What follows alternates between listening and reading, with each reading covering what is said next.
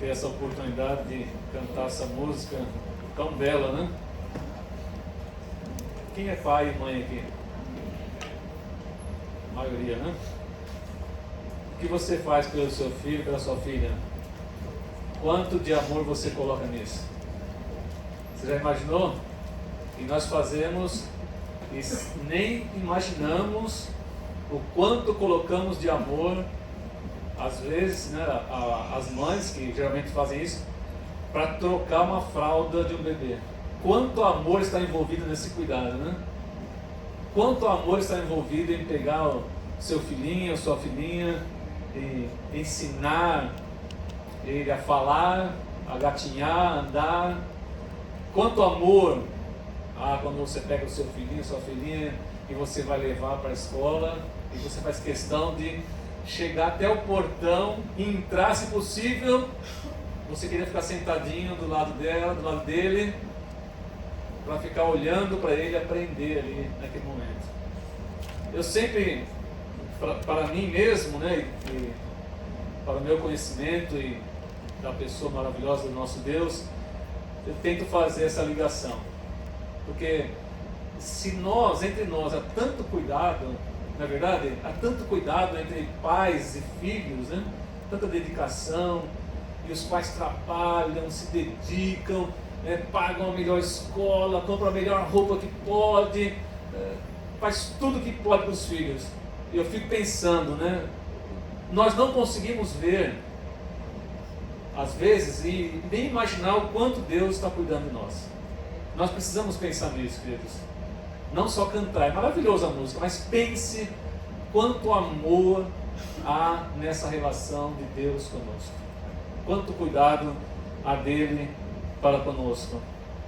Porque do mesmo jeito que você acredita que você está tão distante do seu filho, né? Você vê aquela criancinha nascida ali, ó, recém-nascida, toda indefesa. Aí você pensa, nossa, eu já tenho 30 anos, já vivi tanto nessa vida, e o teu filhinho acabou de nascer. E é tanta diferença, né? Agora você consegue imaginar? Eu penso nisso sempre, quando eu lembro do meu relacionamento com Deus. O conhecimento de Deus, a capacidade de Deus é infinita perto de nós. Então não tema andar nesse mundo. Deus está com você. Amém? Deus está cuidando da sua vida.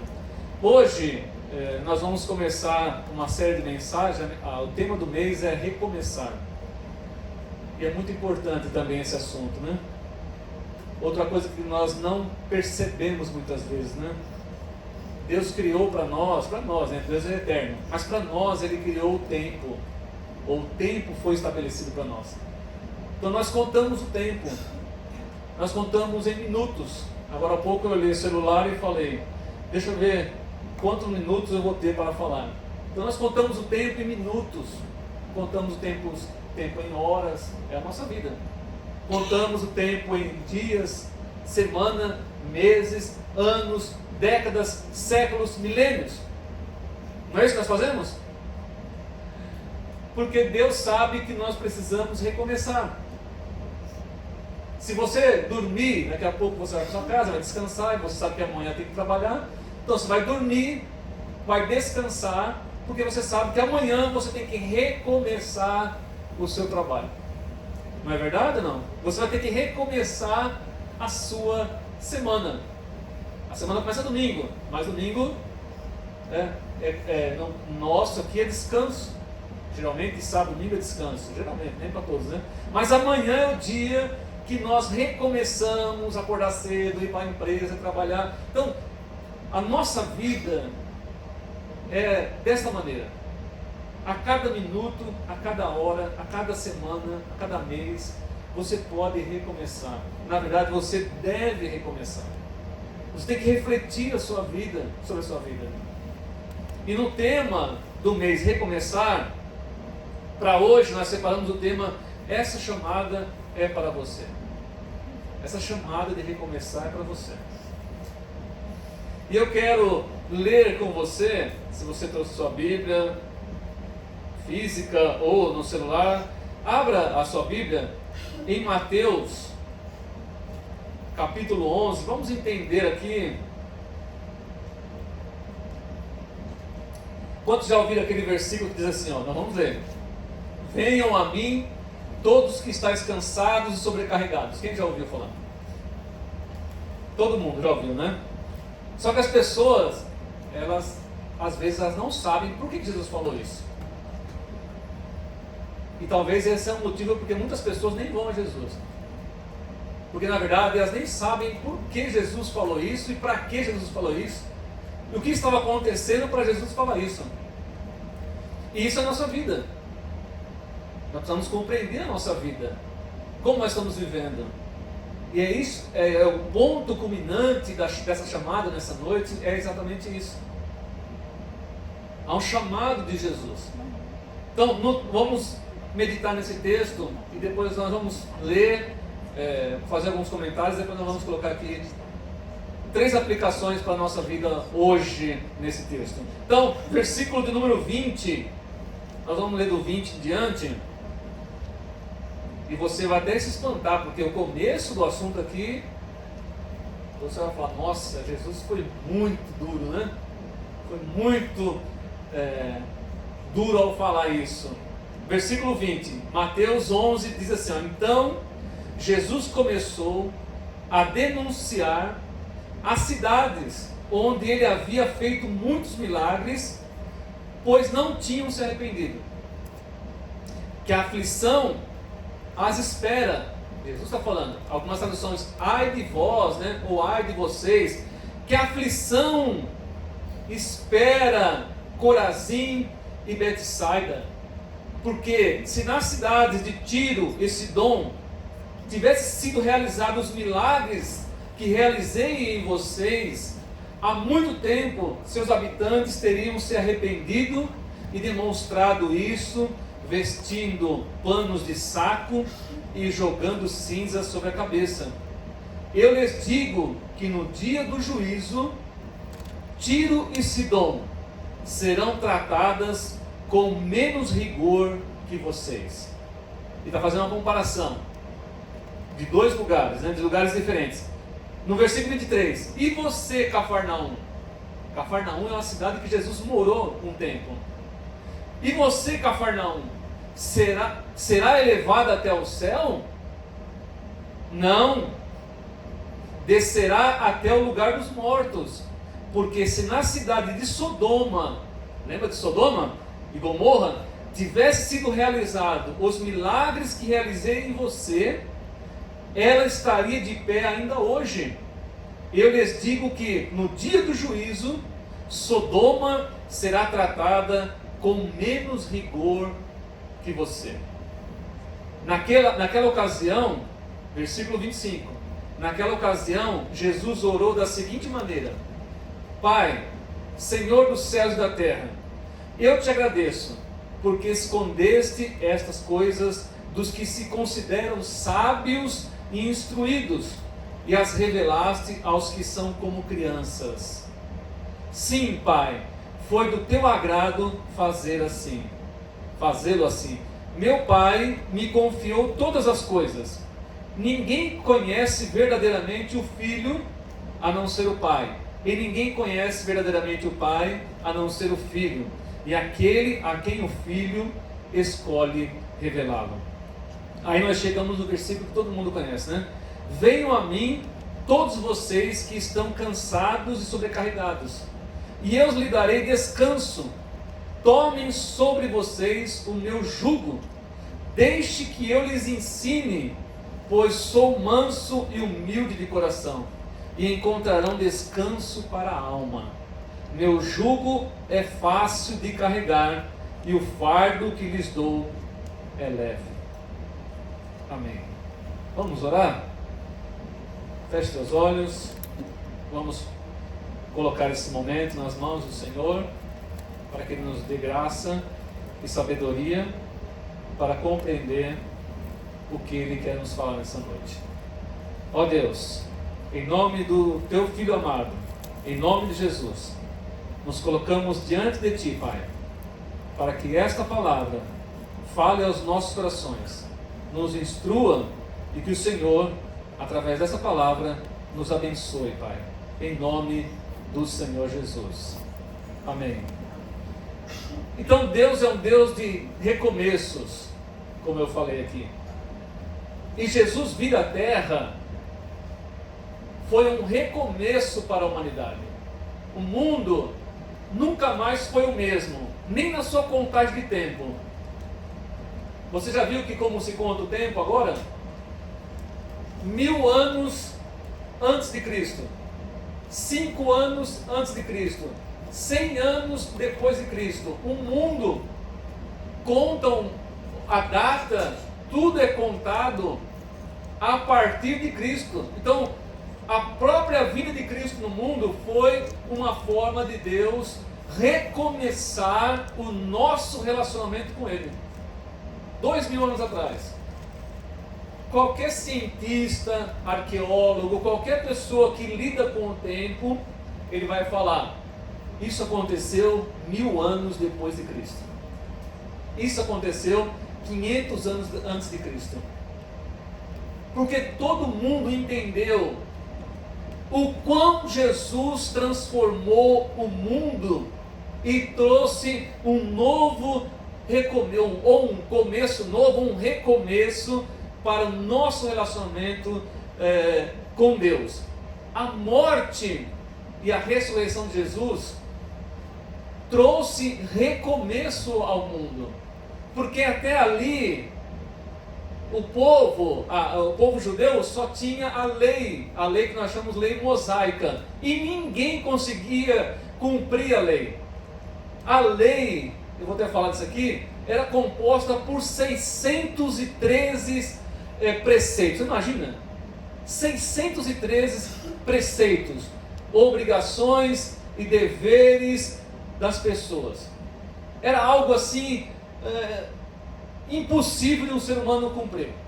Então Deus enviou Jesus ao mundo justamente para nos dar uma oportunidade muito melhor e maior e melhor do que tínhamos, para que nós pudéssemos recomeçar. Deus nos poupou de tanto sofrimento na nossa vida, para dizer assim: olha, eu estou te dando tudo o que eu tenho de melhor para que você recomece o seu relacionamento comigo, através de Jesus. Então o texto que nós lemos falou que Jesus, ele está falando de algumas cidades. Algumas cidades eram judaicas, né? Ou da Galileia, como nós falamos, né? Judéia, Galileia. Então ele fala: olha, Betsaida, eu fiz tanto milagre no meio de vocês, e poucos de vocês se arrependeram. Tiro e Sidom, que era já um lugar fora de Israel, que o mais perto que Jesus chegou foi quando ele atendeu aquela mulher, eu até preguei aqui alguns domingos atrás, que tinha a filha endemoniada, a mulher cananeia. Foi o mais perto que Jesus chegou nessa cidade. Mas a cidade de Tiro e Sidom nunca tiveram o privilégio de ver Jesus pessoalmente. Eles nunca tiveram o privilégio de ouvir a voz de Jesus, de ouvir os ensinamentos de Jesus. Eles nunca tiveram. Tiro e Sidom. Mas Betsaida teve, Cafarnaum teve. E Jesus falou: olha, vocês viram milagres. Como dizendo, vocês viram o cego enxergar, vocês viram o coxo andar, vocês viram pessoas sendo libertas, vocês viram coisas extraordinárias, e isso não mexeu com o coração de vocês.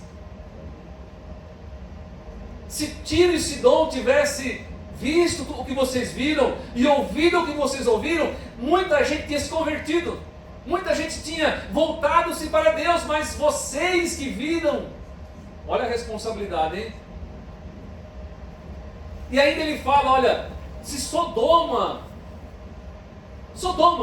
lá do livro de Gênesis, que foi destruída por Deus, se Sodoma tivesse visto o que vocês viram, ou se Sodoma tivesse me conhecido, se Sodoma visse os milagres que eu fiz, Deus não teria destruído Sodoma e Gomorra como destruiu, porque a maioria tinha se convertido.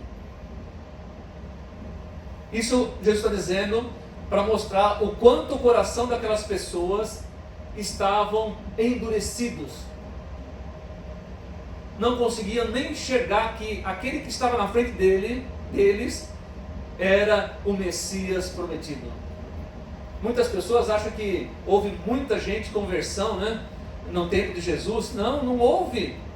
A multidão seguia Jesus porque tinha muito interesse nele. Porque na verdade quando Jesus morreu, havia só algumas mulheres no pé da cruz. Cadê as pessoas que acreditavam em Jesus? Só tinha algumas mulheres no pé da cruz e o apóstolo João. E depois que ele ressuscitou, que ele apareceu por 40 dias, mais de 500 pessoas viram Jesus ressurreto. Sabe quantas pessoas tinham quando Jesus falou: olha, ficar em Jerusalém até que do alto será revestido de poder? E eles se reuniram no cenáculo. Sabe quantas pessoas tinham? 120 pessoas somente. Cadê aquelas multidões que seguiam Jesus? Então ele está dizendo, ó, no dia do juízo, Deus usará de maior rigor para vocês que ouviram, que viram, que presenciaram os milagres e não se arrependeram, do que para Tiro e Sidom e para Sodoma e Gomorra. Olha que situação, queridos. Que difícil, né? Elas tiveram a oportunidade de ver tudo isso e não mudaram as suas vidas. E outra coisa, ninguém nunca tinha visto um cego voltar a enxergar. Nunca, a Bíblia fala, nunca haviam visto um cego voltar a enxergar. E agora aparece um homem com toda essa sabedoria, com todo esse amor, faz milagres que nunca ninguém fez, e as pessoas não acreditaram nele. Não confiaram que ele era o Messias, não foram até ele e falaram assim: olha, nós precisamos de você. É de você que nós precisamos, de Jesus. Nós precisamos de você. Elas não fizeram isso. Pelo contrário, elas desprezaram Jesus. Elas não se importaram. Sabe qual é o mal, um dos grandes males do ser humano? É a indiferença. Quem já foi tratado com indiferença aqui? É terrível você ser tratado com indiferença. Aqui está Jesus, depois de tantos milagres, ser tratado com indiferença, não se importando quem ele era, o que ele estava fazendo e o que ele podia oferecer para as pessoas. E até hoje é assim. Eu já contei aqui, né? Tem um irmão que foi curado, eu tenho que repetir isso, né? Um irmão que foi curado porque ele tinha um tumor. E no domingo, meu pai levou um presbítero em casa, depois do culto, ungiu o meu irmão, colocou lá um óleo, orou, abençoou o menino. Ele tinha uma cirurgia marcada para quarta-feira e ele nunca fez a cirurgia, porque ele foi curado naquele exato momento. Você quer saber onde está meu irmão hoje? Ele está pouco ligando para Jesus. Ele está pouco ligando para a igreja. O diabo colocou no coração dele: não, você não precisa ir na igreja para ter comunhão com Jesus. Ele cresceu e sabe o que Deus fez com ele. E até hoje está lá, dizendo para todo mundo: não precisa ir na igreja. O diabo que colocou isso no coração dele, só que ele não sabe que o diabo vai na igreja todo dia. O diabo vai na igreja todo dia para saber o que nós estamos pregando aqui. Porque ele não é onisciente. Mas ele precisa ir lá ver, eu preciso ir lá ver o que o Elias vai pregar hoje. Porque dependendo do que ele pregar, pessoas vão ser salvas. Pessoas vão ser restauradas, vão recomeçar as suas vidas. Eu preciso ir lá ver hoje o que o Heber vai pregar, porque se ele pregar, as pessoas vão se arrepender. E eu vou trabalhar, quando elas saírem por aquela porta, eu vou falar para elas: não, é mentira o que o pastor pregou.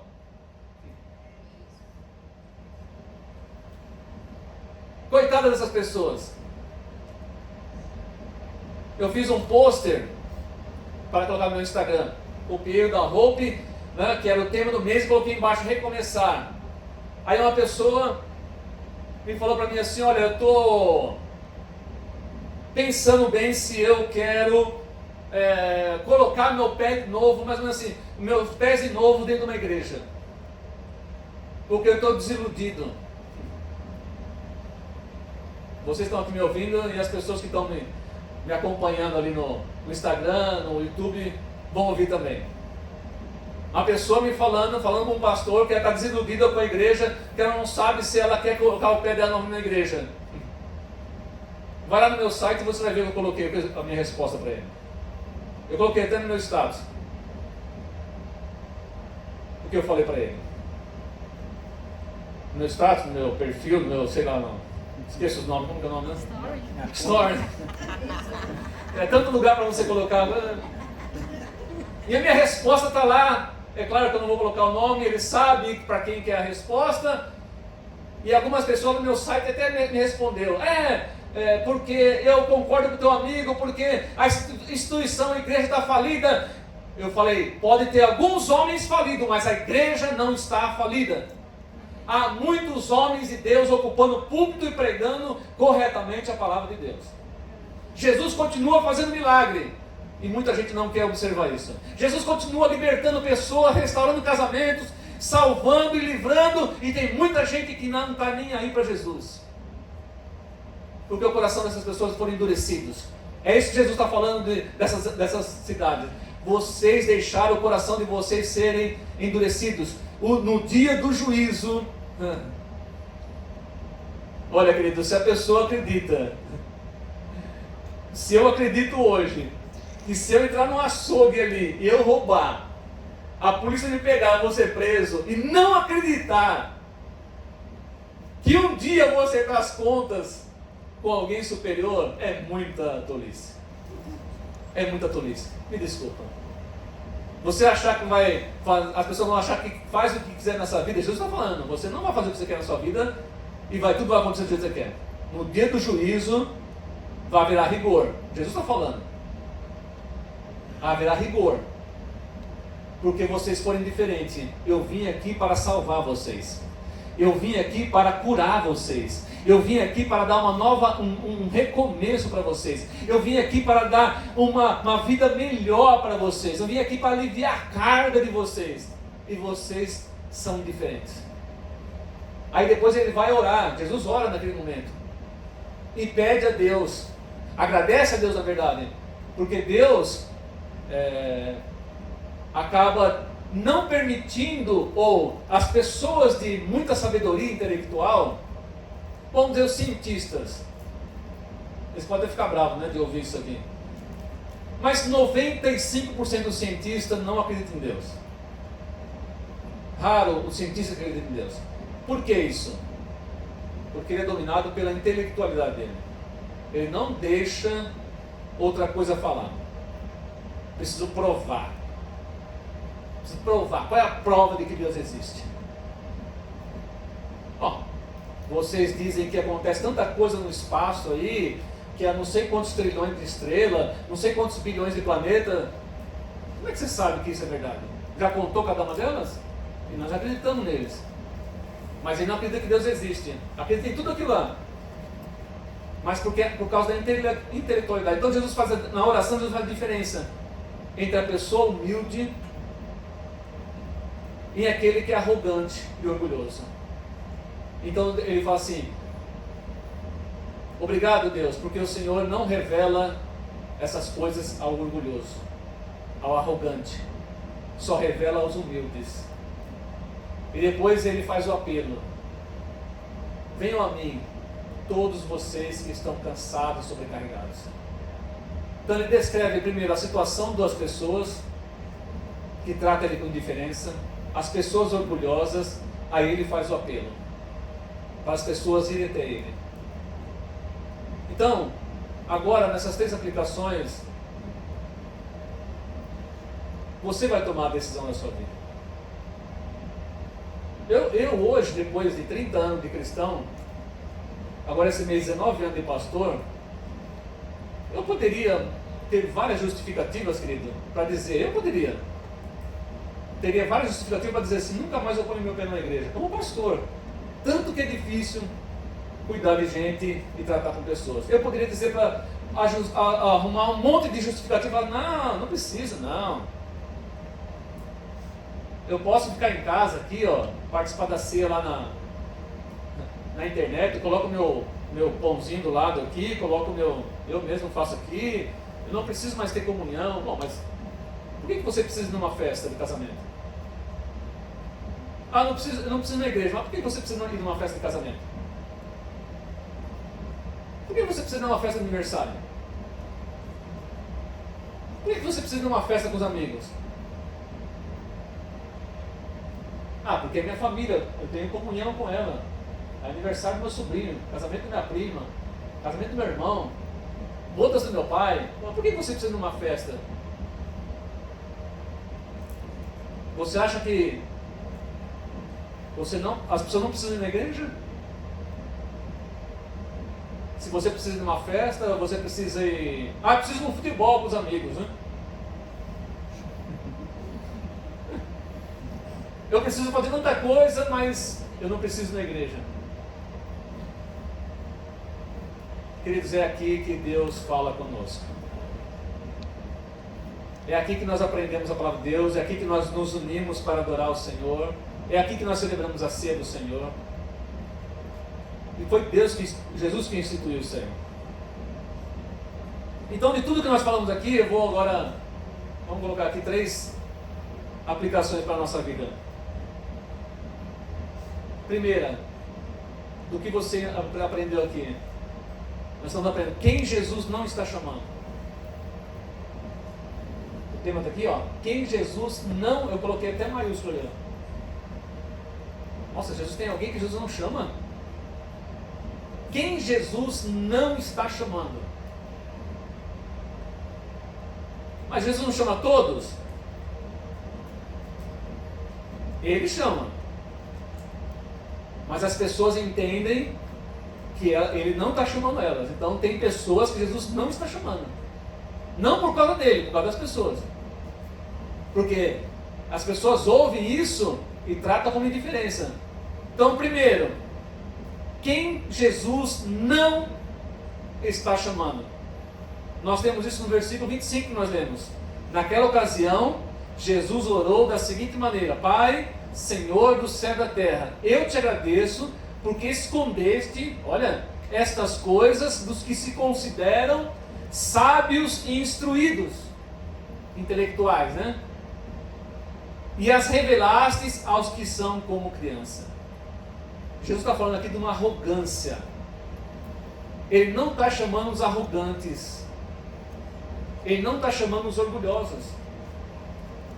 O fato de você estar aqui já é um grande sinal de que você não é esse tipo de pessoa.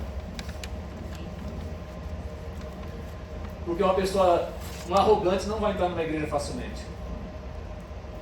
Uma pessoa que se acha, né, intelectual, o bom de tudo, porque essa vida é só um... Vê lá amanhã quem me segue, ou quem segue a Hope, vê lá a minha devocional de amanhã, que eu vou falar na parábola daquele homem rico, que Jesus contou a parábola, falou assim: louco, esta noite te pedirão a tua alma. E para quem ela está reservada?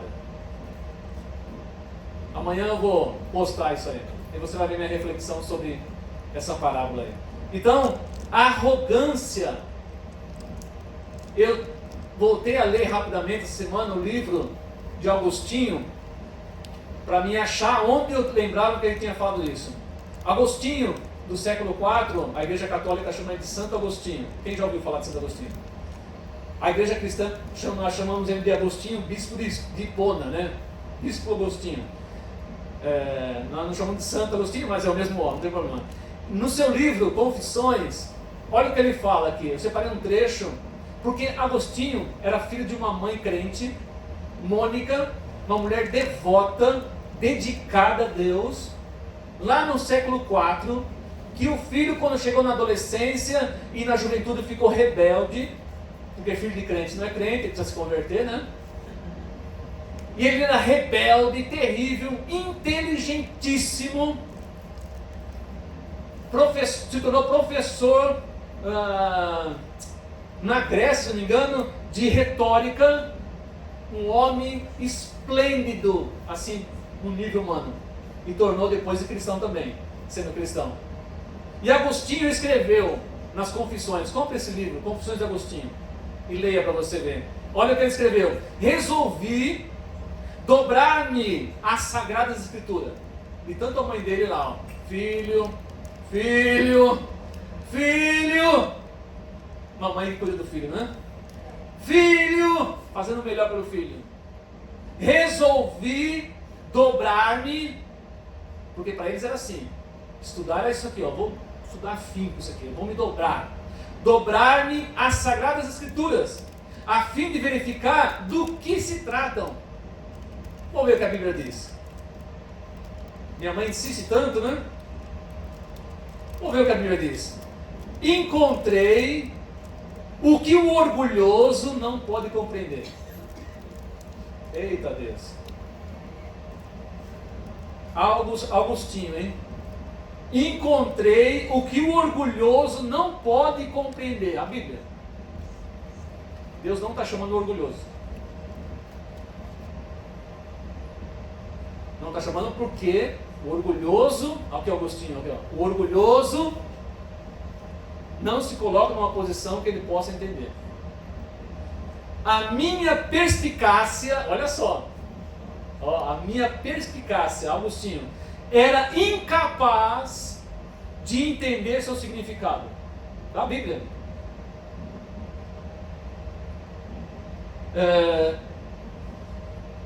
Na verdade, aquelas palavras da Bíblia eram do tipo que dão crescimento aos pequenos. No entanto, recusei-me. Ele está falando que, olha, aquela palavra, eu entendi que aquela palavra é para pessoas que estão começando a vida, que estão aprendendo o beabá da vida. Eu não, eu já sou um professor de alto nível. Isso não é para mim. Quanta gente está dizendo, a igreja não é para mim, Bíblia não é para mim, coitado, né? Na verdade, aquelas palavras eram do tipo que dão crescimento aos pequenos. No entanto, olha aqui, olha a arrogância desse homem. Recusei-me a ser pequeno. Minha arrogância fez-me enxergar-me grande. Então o cara pegou a Bíblia. Vou ler o que a Bíblia diz. Vou ler sobre esse tal de Jesus aí. Eu vou ler. Minha mãe está cobrando, eu vou ler. Começou a ler. Ele chegou à conclusão de que aquilo não era para ele. Ah, não, isso aqui é para... Como dizer, não é para esses coitados aí que sabe nem falar. Eu sou professor de retórica. Bíblia, igreja, é para os coitadinhos, é para o pobre, é para o miserável que não tem nada. Eu já sou um cara de nome. Bíblia, Jesus. Queridos, nós estamos falando aqui de Agostinho. Só que quando ele voltou na Bíblia, ele voltou como uma criança. Ele só compreendeu a Bíblia depois que ele se humilhou. Até aquele momento, Deus não estava chamando ele. Porque ele não se colocava na posição que Deus quer que um ser humano se coloque. Eu sou pó. Minha vida é curta nessa terra. Bom, para a glória de Deus, Agostinho se converteu. E é referência para quem estuda teologia até hoje. 1600 anos depois, o homem é referência. Olha o que Deus fez com a vida desse homem, porque ele se humilhou, irmã. Porque Agostinho se humilhou e jogou toda a carga em Jesus. Porque, na verdade, era um homem arrogante e frustrado. Porque todos os arrogantes são frustrados. Todos os orgulhosos são frustrados. Sabe por quê? Porque ele sempre queria estar na posição melhor. Nunca está satisfeito. Ele olha alguém, não, eu que tinha que estar lá. Eu estudei tanto, olha quantas faculdades eu fiz, olha quantas línguas eu falo, eu tinha que estar lá. Está sempre frustrado. É onde Deus pega o ser humano na sua astúcia, né? E Agostinho até hoje, eu leio livros de Agostinho, e estudo a teologia baseada, a teologia reformada é baseada em muitas coisas que Agostinho falou no século IV. Olha o que Deus fez. Por um tempo Deus não chamava Agostinho, mas por outro tempo Deus estava chamando ele, porque Agostinho estava humilde como uma criança para entender que Deus queria falar com ele.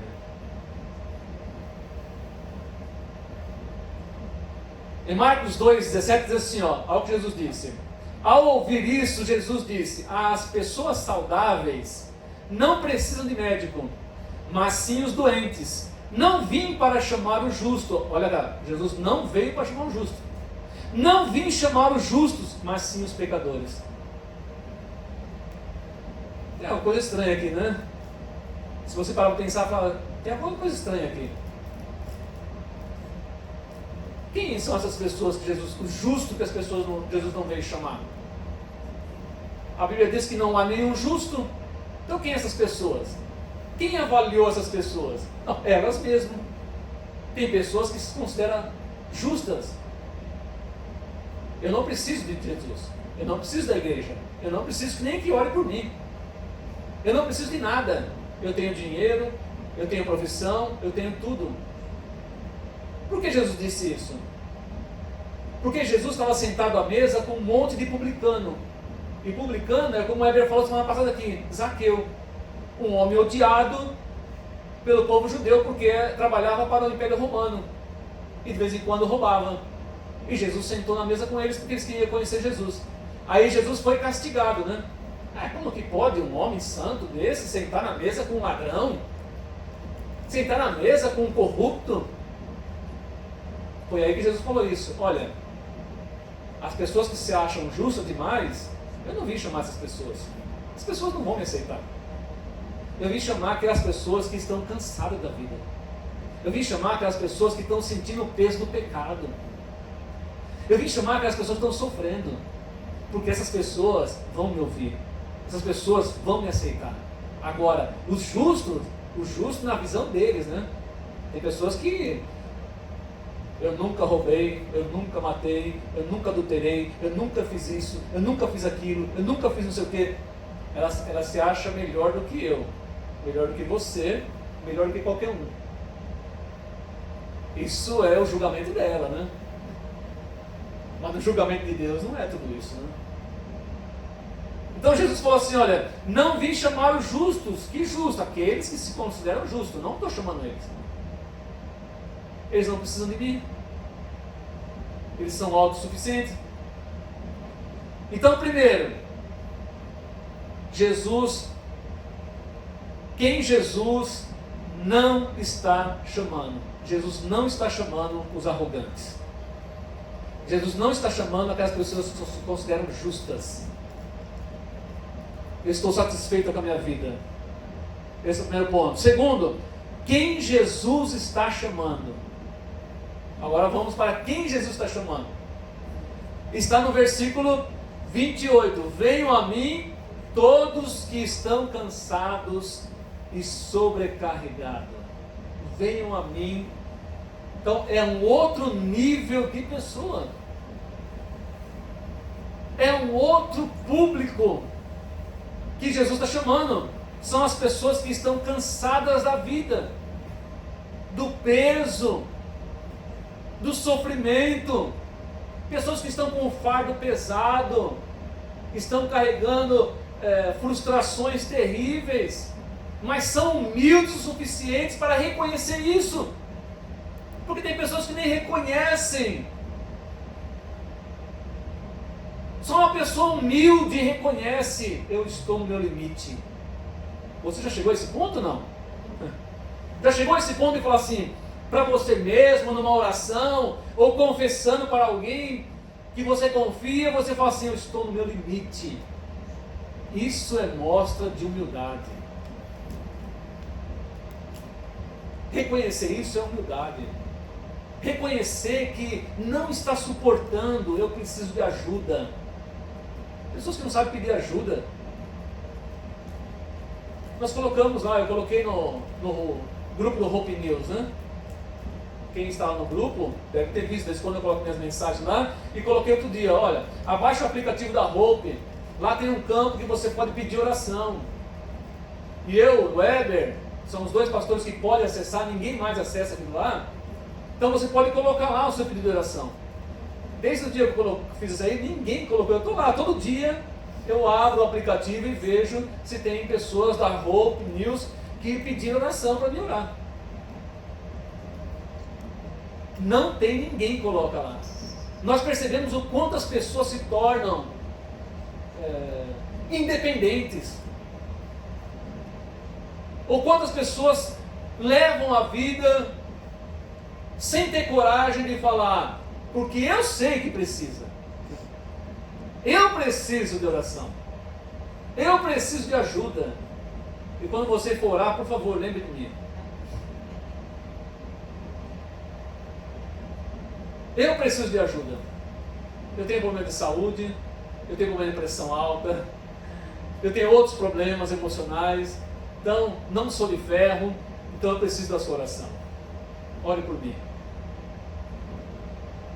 Pessoas que não conseguem falar assim para o esposo, olha, me ajuda. Ore por mim. Para a esposa, ore por mim. Isso é humildade.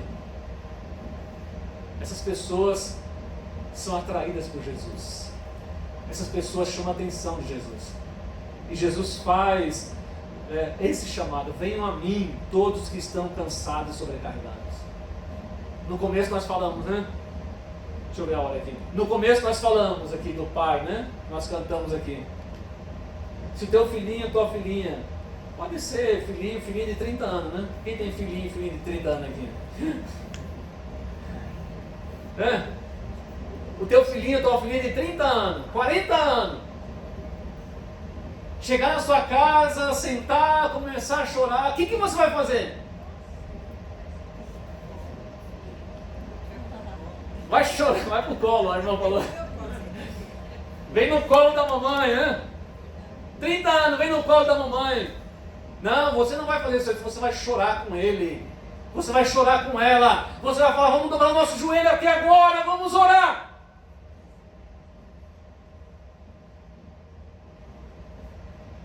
Veja, imagine o quanto Jesus fica ali empolgado para que você chegue para ele e fale, Senhor, me ajude. Imagine como ele fica empolgado para que você vá lá, dobre o seu joelho, ou mesmo que você não dobre o seu joelho, você fale para ele, Senhor, eu estou cansado. Eu não sei se eu vou suportar isso. Uma das orações mais difíceis que eu fiz na minha vida, quando meu netinho Natan ficou 9 minutos sem respirar.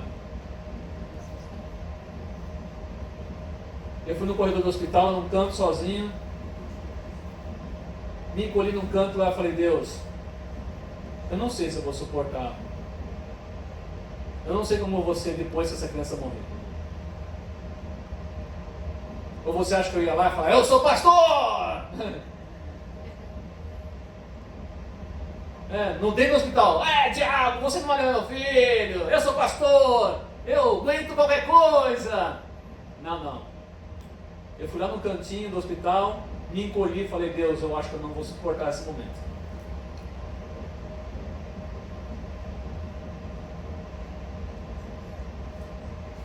Eu acho que eu não vou conseguir seguir adiante se eu sair daqui com a notícia de que meu neto morreu. Ele nem nasceu? Já morreu? Não sei se foi isso que Deus fez Deus fazer o milagre, mas eu sei que Deus fez o milagre. Natan vai fazer 6 anos agora, dia 28 de abril. Vai ganhar um gigantossauro de mim.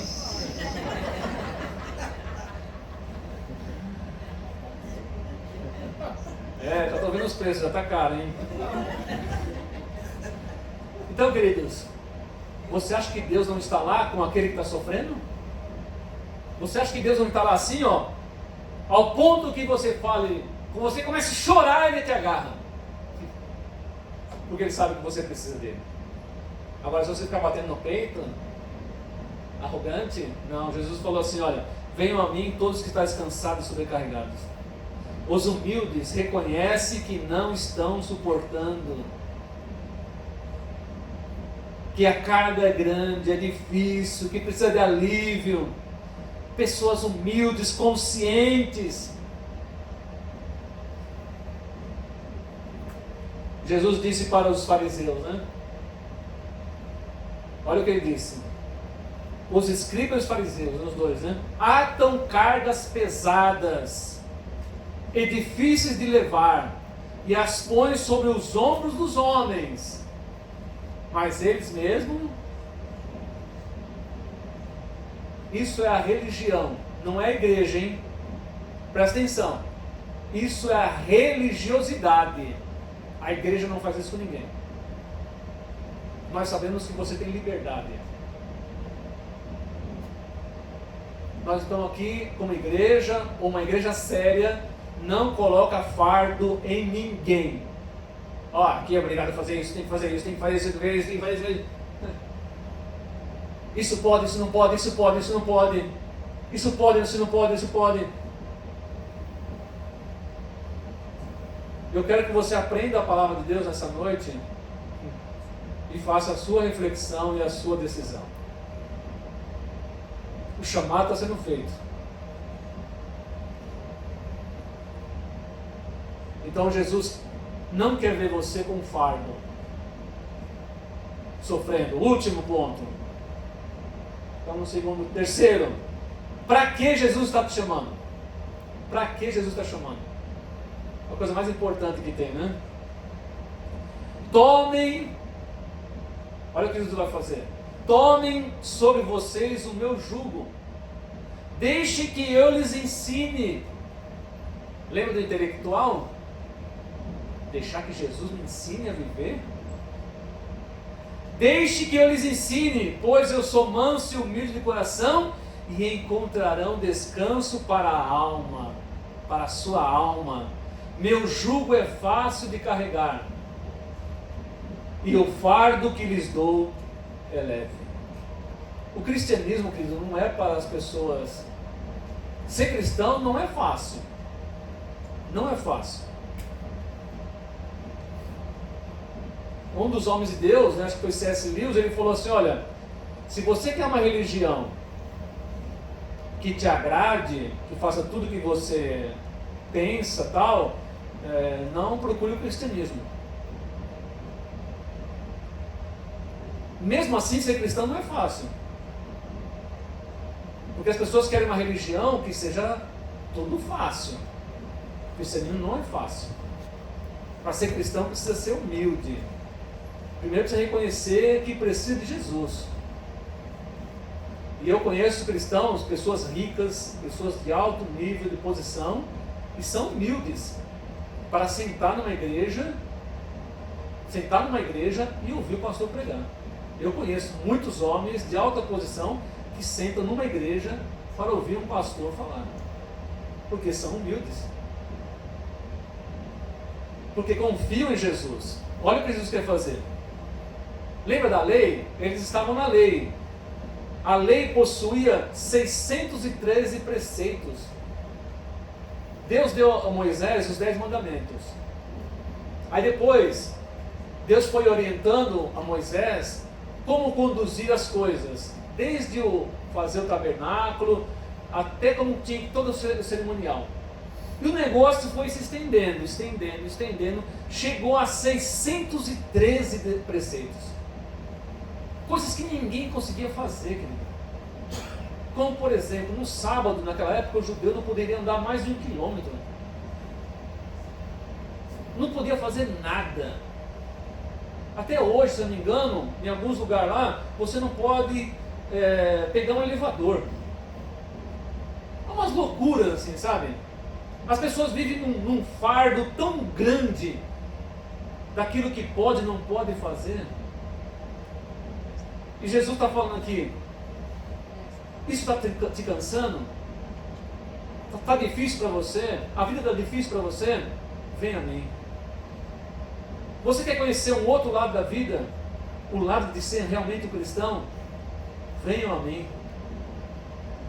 Deixa eu ensinar vocês. 613 preceitos que as pessoas têm que guardar. Imagine, guardar 613 preceitos. E se você esquecer 1, 2, 3, meia dúzia? Como vai ficar a tua vida perante os religiosos? 248 era mandamento. 248 mandamentos. Aí a pessoa, não era só 10 que Deus deu? Já foi parar em 248? Você vê como que as pessoas se tornam tão religiosas, né? Se brincava antigamente, que nas igrejas antigas, né? Ficava uma irmã na porta da igreja medindo o cabelo das mulheres, né? Não sei se alguém pegou esse tempo aí. Medindo o cabelo das mulheres, né? Vendo se a mulher era de calça, de vestido, se a irmã pintou a unha. Deus do céu! Deus do céu, que negócio é esse, gente? Olha como que vira um negócio assim, ó. Até no meio do cristianismo vira uma coisa assim quase que difícil de viver. Ó, 248 mandamentos, 365 proibições. Se você esquecesse uma proibição, hein? E errasse, 365 proibições. Preceitos eram cerimoniais, civis, morais. Era um fardo terrível. E tem religiões ainda que é assim. Lá nos começos dos anos 2000, eu vi lá na Índia é um dos países que tem muitos deuses, né? Olha o que um cara fez. Eu não hesito em levantar minha mão para adorar o Senhor de forma alguma. Quando a irmã Natália fala aqui, ela nem devia precisar falar, né? Irmão, levanta sua mão, adora a Deus, bate palma, nem precisava falar isso aí. Mas devia ser um instinto nosso, assim. Um hindu, eu não lembro agora o nome da deusa lá, que ele fez uma promessa para a deusa. Ele falou para ela assim, ó, eu vou levantar minha mão para você e nunca mais vou baixar minha mão. Para uma deusa. Já fazia 23 anos que ele não abaixava mais a mão. A mão dele tinha atrofiado aqui assim, ó, e tinha travado. Você consegue imaginar uma loucura dessa? Olha o que a religião faz com as pessoas. Ele fez uma promessa, Deus não quer que você faça isso não, misericórdia. 23 anos com a mão levantada para uma deusa. Que fardo de vida é esse? Que fardo é esse? Jesus te chama nessa noite para tirar essa carga pesada, dar a você descanso, para que você seja um seguidor dele e que ele cuide de você. Aleluia. O jugo, né, querido? O texto diz, ó, meu jugo é fácil, Jesus falou. Em grego, essa palavra fácil é krestos, que pode significar adequado. O meu jugo para você é adequado, é sob medida. Eu não vou deixar você sofrer além do que você suporta. Quando você pegava um animal, ó, vou separar esse animal aqui para puxar aqui o arado. Ou você fazia um jugo de um só, ou jugo de 2 animais, dependendo do que você precisava. Aqui no caso a gente está falando do jugo individual. O que as pessoas faziam? Nenhum animal é igual ao outro, certo ou não? Nenhum animal é outro, um pouquinho maior, mais baixo, mais gordo, né? Que nem nós, né? Um é mais alto, mais magro, mais forte, mais... Então, o que fazia? Tinha as pessoas que iam lá e fazia e confeccionavam o jugo de madeira. O jugo que vai em cima do boi aqui, sabe? Aquela madeira que vai em cima do boi. Então, geralmente, se levava um carpinteiro bom. Só que o cara tinha que levar o animal dele. E o animal, o cara media o animal, fazia ali tipo num gabarito e construía o jugo adequado para o animal, para poupar a vida do animal. Senão o animal sofre demais. E era isso que Jesus estava falando. Eu não quero que vocês sofram. além do que você suporta. O meu jugo, o que eu vou colocar para você viver, não vai te trazer sofrimento, é adequado para você. O jugo que eu coloco nas pessoas, o que eu faço por você, o que eu modelo para a tua vida, é adequado para cada um de vocês. Venham a mim, todos que estão cansados, e eu vos aliviarei.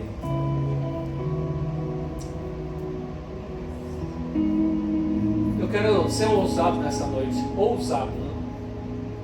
Usado também, mas ousado. E você precisa vencer algumas coisas que tem na vida.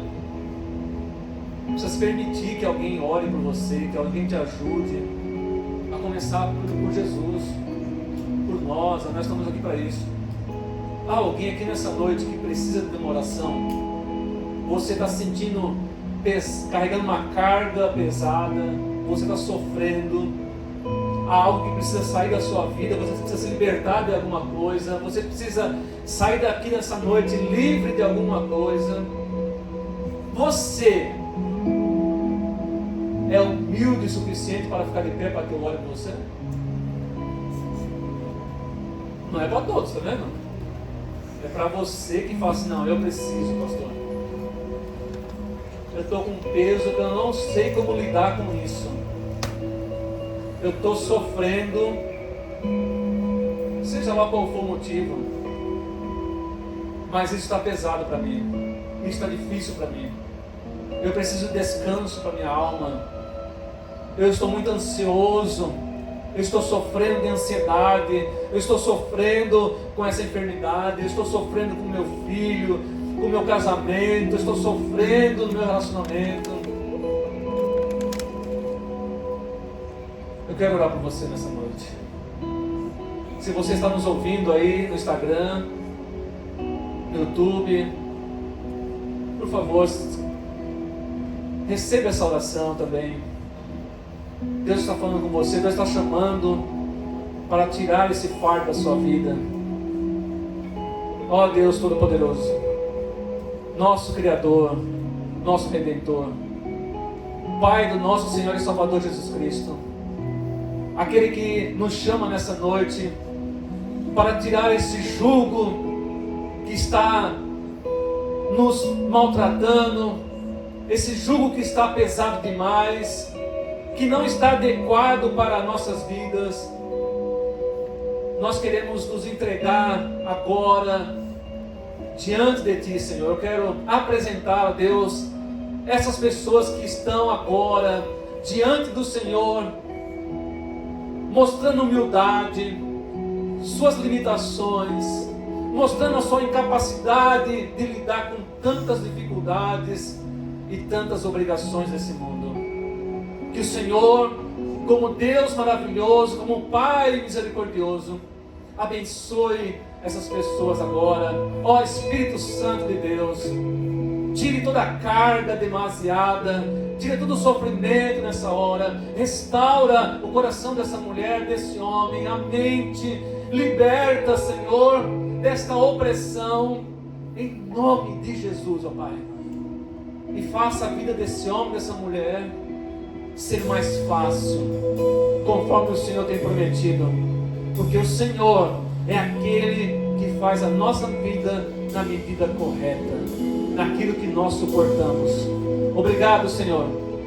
Obrigado porque esta palavra tem poder para transformar nossas vidas, e o Senhor vai fazer isso para a Tua glória, em nome de Jesus. Deus abençoe a todos, queridos. Uma semana com Jesus, amém? Uma semana com Jesus, de bênção e vitória, amém?